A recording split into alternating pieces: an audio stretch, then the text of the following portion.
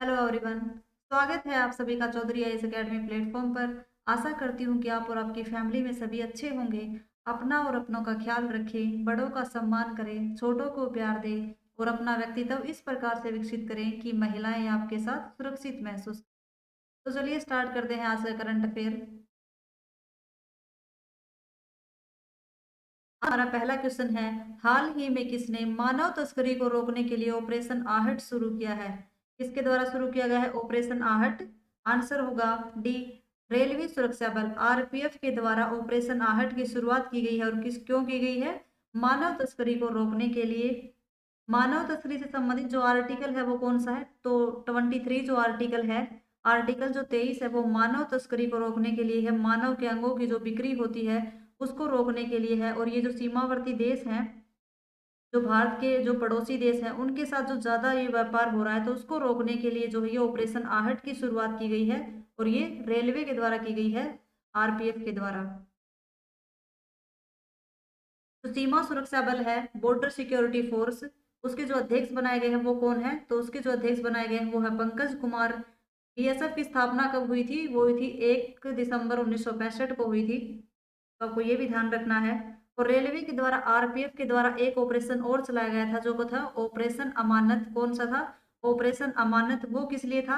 जो सामान खो चुका है या फिर जो यात्री अपने सामान को भूल चुके हैं रेल में, वो वापस पहुंचाने के लिए था ऑपरेशन अमानत। वो भी आरपीएफ के द्वारा ही शुरू किया गया था।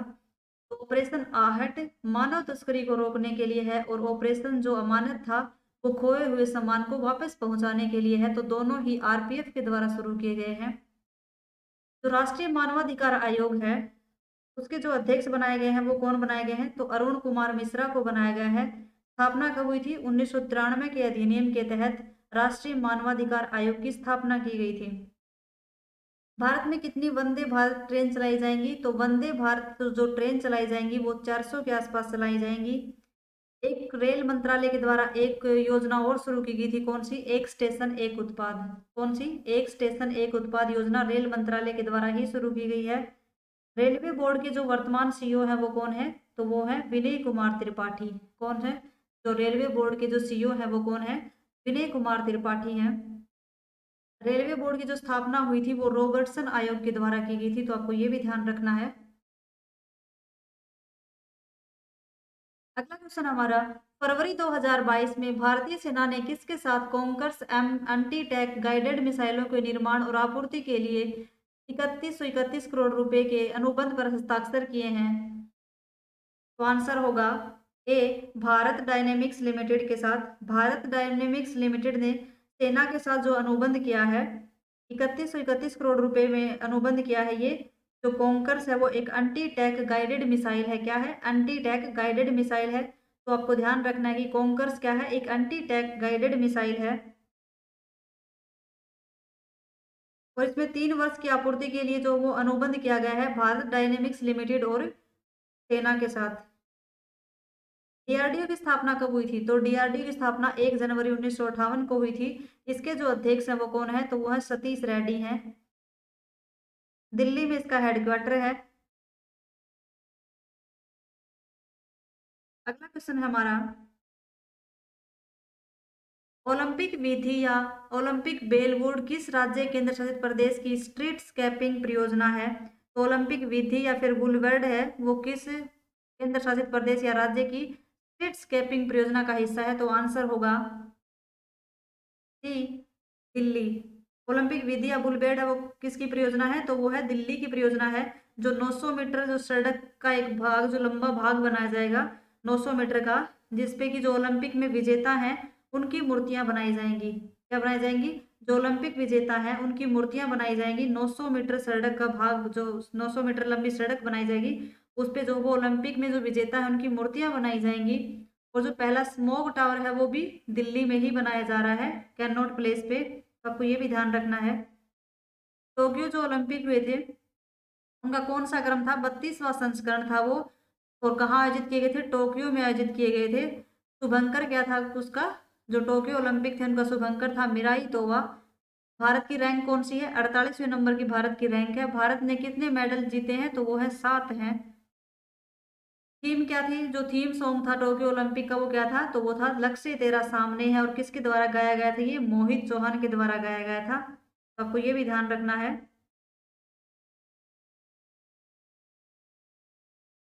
अगला क्वेश्चन है हमारा, हाल ही में कहां पर दुनिया का सबसे बड़ा इग्लू कैफे खोला गया है? तो इग्लू कैफे कहाँ खोला गया है?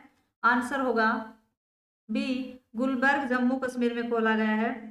इग्लू कैफे जो वो स्नो इग्लू भी कहते हैं इसको, बर्फ का बना हुआ है। दुनिया का सबसे बड़ा स्नो इग्लू कैफे खोला जाएगा कहाँ पे? जम्मू कश्मीर के गुलमर्ग में खोला जाएगा।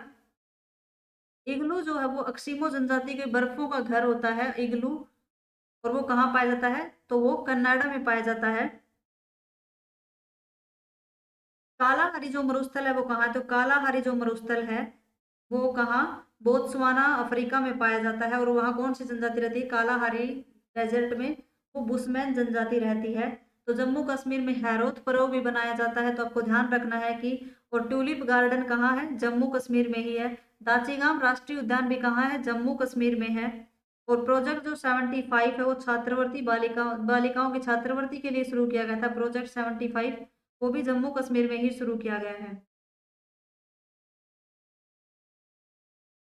अगला क्वेश्चन है हमारा, हाल ही में किस राज्य केंद्र शासित प्रदेश में कंचोत उत्सव बनाया गया है? तो कंचोत जो वो क्या है? तो करवा चौथ जो होता है उसको को कंचोत उत्सव बोलते हैं।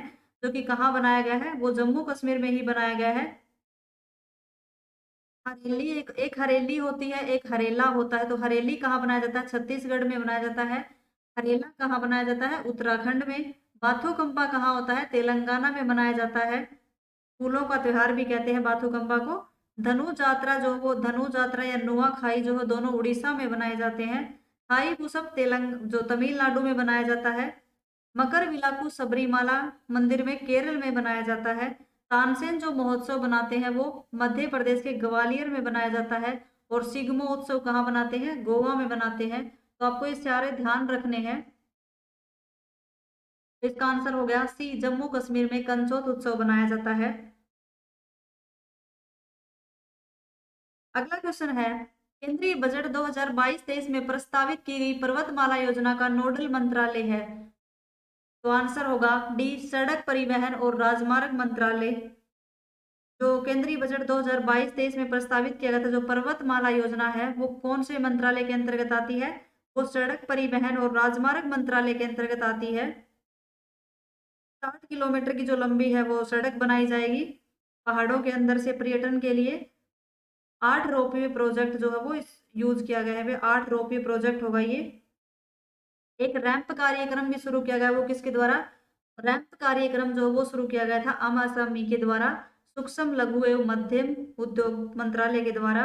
एक डिवाइन प्रोजेक्ट शुरू किया गया था। डिवाइन किसके लिए? जो उत्तर पूर्वी क्षेत्र है उनके लिए शुरू किया गया था। मेडिसिन फ्रॉम द स्काई जो प्रोजेक्ट है वो कहाँ से शुरू किया गया है? वो तेलंगाना से शुरू किया गया था, medicine from the sky project. तो आपको ये सारे प्रोजेक्ट जो वो नए नए आए हैं वो आपको ध्यान रखना है। तो पर्वतमाला योजना जो वो सड़क परिवहन और राजमार्ग मंत्रालय के अंतर्गत आती है। तो आंसर होगा डी। अगला क्वेश्चन हमारा, हाल ही में सेल्स फोर्स द्वारा जारी वैश्विक डिजिटल कौशल सूचकांक 2022 में सबसे अधिक तत्परता सूचकांक किस देश का है? इसका आंसर होगा ए, जो वैश्विक डिजिटल कौशल सूचकांक 2022 में सबसे अधिक जो तत्परता सूचकांक किस देश का है? तो वो है भारत का। सेकंड किसका है? तो सेकंड जो वो ब्राजील का है। टोटल कितने देश शामिल थे इसमें? टोटल जो वो 19 देश शामिल थे। खुशहाली में भारत का कौन सा वो है? तो खुशहाली में जो नंबर है वो है 139, 139वां है खुशहाली में। प्रेस इंडेक्स में कितना है नंबर है? तो वो है रैंक है 142वीं रैंक है प्रेस इंडेक्स में। भुखमरी में कितनी रैंक है? तो भुखमरी में जो है 101वीं रैंक है।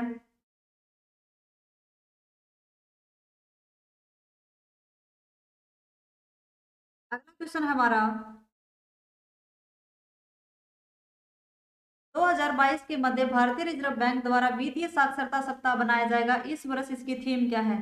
जो साक्षरता दिवस बनाया जाएगा, सप्ताह बनाया जाएगा रिजर्व बैंक के द्वारा, वित्तीय साक्षरता सप्ताह, उसकी जो थीम है वो क्या है? आंसर होगा डी, गो डिजिटल गो सिक्योर।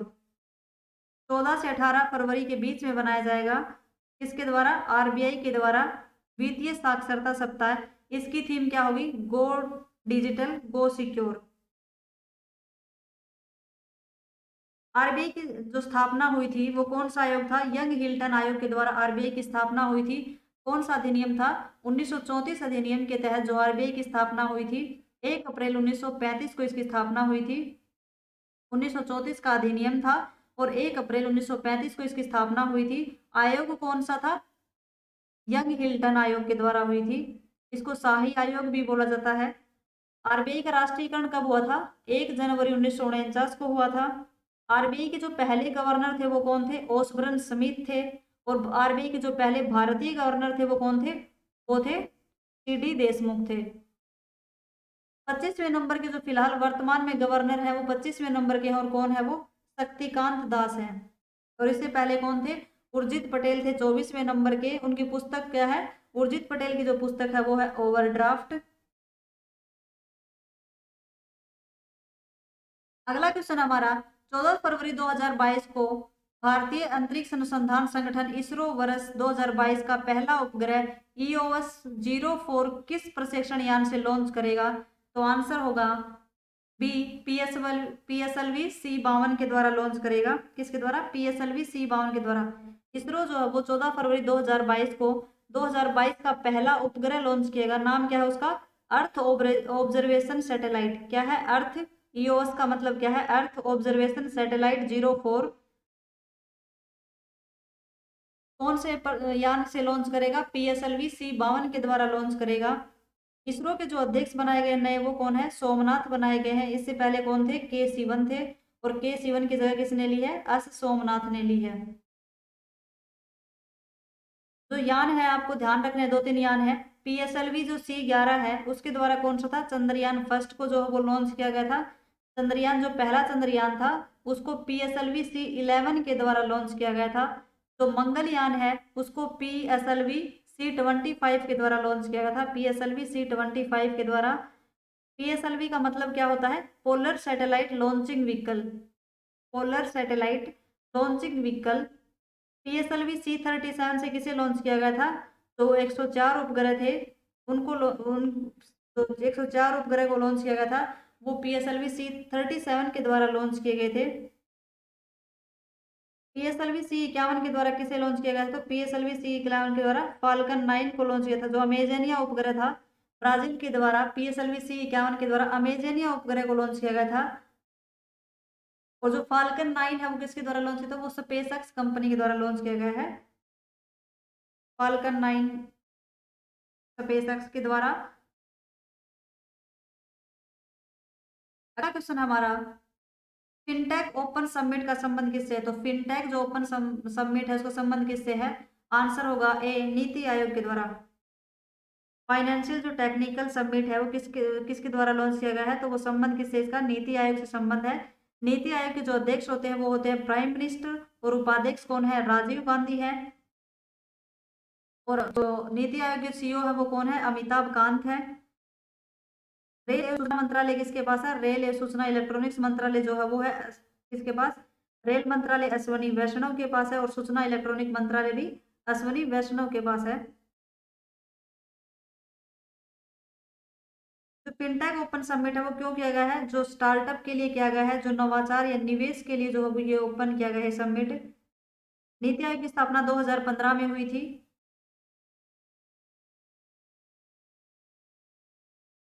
आशा करती हूँ कि आज का सेशन आप लोगों को पसंद आया होगा। पसंद आया तो लाइक शेयर एंड सब्सक्राइब करें और अपने साथियों के साथ शेयर करें। धन्यवाद।